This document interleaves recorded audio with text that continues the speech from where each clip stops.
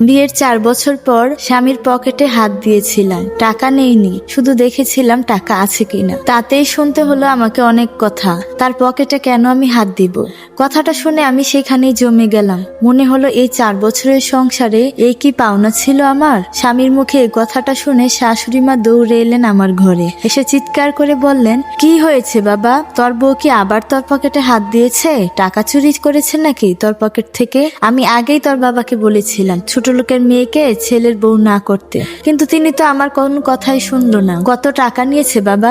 শাশুড়ি মায়ের কথা শুনে আমি আমার স্বামীর মুখের দিকে তাকিয়ে রইলাম। বিয়ের এতদিন হয়ে গেছে, কিন্তু এখন পর্যন্ত এই বাড়িতে একটা সুই পর্যন্ত আমার বিনা অনুমতিতে ধরার অধিকার নেই। রান্নার জন্য চাল, তরি, তরকারি, মশলা, তেল শাশুড়ি বের করে দেয়, তারপর আমি রান্না করি। তারপর শাশুড়ি তার ইচ্ছা মতো সবাইকে খাবার বেড়ে দেয়। আবার আমার জামা কাপড় আজ পর্যন্ত আমার পছন্দ মতো আমি কখনোই কিনতে পারিনি। জামা ছিঁড়ে গেছেন গেলে শাশুড়িকে বলতে হয়, তারপর তিনি এনে দেন। ভাববেন না এই নিয়মটা শ্বশুর শাশুড়ি করেছে, না, এটা আমার স্বামীর নিয়ম। কারণ তার মাকে তার দাদি অনেক কষ্ট দিয়েছে, এখন তাই তার মাকে কোনো রকম কষ্ট দিতে চায় না। আমিও চুপচাপ সব মেনে নিয়েছি। শ্বশুর মশাই অবশ্য কখনো কিছু বলতেন না, তিনি বরাবরই শান্ত স্বভাবের মানুষ। আমি আমার স্বামীর মুখের দিক তাকালাম। তাকাচ্ছ কেন এইভাবে? আমাকে কি নতুন চেনো? জানোই তো আমি আমার জিনিস টাকা পয়সা অন্য কারো হাতে দেই না, আর সেটা আমি মেনে নিতেও পারি না। আমি ঘৃণায় লজ্জায় মাথা নিচু করে রইলাম। তারপর দৌড়ে ঘরের বাইরে যেতে লাগলাম। তখনই সামনে এসে দাঁড়ালো আমার বাবা, চোখে মুখে প্রচন্ড রাগ। আমার হাত ধরে টেনে ঘরে এনে আমাকে প্রশ্ন করলো, তুমি জামাইয়ের পকেটে কেন হাত দিয়েছিলে? আমি আমার বাবার এরকম গলা শুনে ভয় পেয়ে গেলাম। এই প্রথম বাবাকে আমি এরকম রাখতে দেখলাম। আমি বললাম, আসলে আমি আর কিছু বলার আগেই আমার স্বামী বলল, আপনার মেয়ের মাথায় দেওয়া তেল শেষ হয়ে গেছে। মাকে বলেছে মা নাকি কয়েকদিন পর এনে দিবে, কিন্তু তার নাকি এখনই লাগবে, সে আমাকে বলেছিল। আমি বারবার বলেছিলাম খুচরা টাকা নেই, কিন্তু সে শুনছে না। সে গিয়ে আমার পকেটে দেখতে গেছে টাকা আছে কিনা। সাফওয়ানের কথা শুনে শাশুড়ি মা মুখ বাঁকিয়ে বললেন, দেখছেন বিয়াই আপনার মেয়ের সাহস?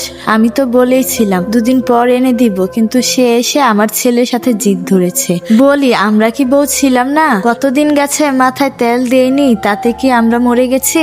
শাশুড়ি এবং আমার স্বামীর কথা শুনে আমার চিৎকার করে কাঁদতে ইচ্ছে করছে। বাবার দিকে তাকাতেই আমার লজ্জা করছে। ছি, শেষ পর্যন্ত এইভাবে বাবার সামনে আমাকে অপমানিত হতে হলো। বাবা এবার আমার কাছে আসলেন, তারপর বললেন, কি রে মা, যা শুনছি তাই কি ঠিক? আমি কাঁদতে কাঁদতে মাথা নাড়ালাম। বাবা আমার কথা শুনে বলল, তুমি ভুল করেছ। বাবা এতটুকু বলেই শাশুড়ি মাকে বললেন, হ্যাঁ বিয়াই, মেয়েকে একটু বুঝান, আমরা তো আর কোনো অভাব রাখিনি, এত ধৈর্য হারা হলে চলবে না। বাবা এবার বেশ জোরেই বললেন, চুপ করুন আপনি, আমাকে আমার মেয়ের সাথে কথা বলতে দিন। মা, তুমি অনেক ভুল করেছো। এই যে 4 বছর হলো তোমাদের বিয়ের, এতদিনেও তুমি স্ত্রীর পুরোপুরি মর্যাদা পাওনি। এটা তোমার বাবাকে না জানিয়ে ভুল করেছো। স্বামীর পকেটে হাত দেওয়ার জন্য যদি তোমাকে জোর অপবাদ নিতে হয়, আমার মনে হয় না এই বাড়িতে তোমার থাকার কোনো দরকার আছে। আর যাই হোক, 2টো ভাত কাপড়ের জন্য তোমাকে এই সংসারে মান সম্মান ধুলোয় মিশে থাকতে হবে না। বাবার কথা শুনে শাশুড়ি মা বললেন, বাহ বাহ বিয়াই, আপনি আপনার মেয়েকে শাসন করবেন কিনা তার বদলে আরো কথা শোনাচ্ছেন আমাদের। দেখ বাবা, সেই জন্যই তোর বউয়ের এত সাহস।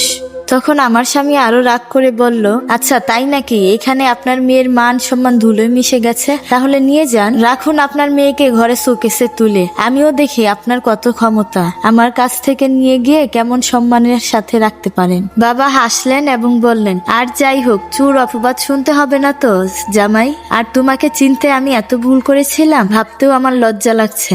যাই হোক, আমি তোমার মতো মানুষের কাছে আমার মেয়েকে রাখবো না। নীরা চলো। এই বলেই আমার হাত ধরে টানতে টানতে নিয়ে যেতে লাগলে। আমি কি বলবো বুঝতে পারলাম না। আমার স্বামীও চুপ করে মুহুরিয়ে দাঁড়িয়ে আছে, আর শাশুড়ি নানা রকম বাজে কথা বলে চিৎকার চেঁচামেচি করছেন। বাবা আমাকে নিয়ে বাড়ির গেট থেকে বের হতে যাবে, তখনই শ্বশুর মশাই এসে বললেন, একই বিয়াই, বৌমাকে নিয়ে কোথায় যাচ্ছেন? কি হয়েছে? আপনাকে দেখে এরকম কেন লাগছে? গল্পটির পরবর্তী পর্ব দেখতে চাইলে অবশ্যই ভিডিওটিতে লাইক এবং ফলো দিতে হবে, তার সাথে ভিডিওটি বেশি বেশি শেয়ার করতে হবে। সবাই ভালো থাকবেন, আল্লাহ হাফেজ।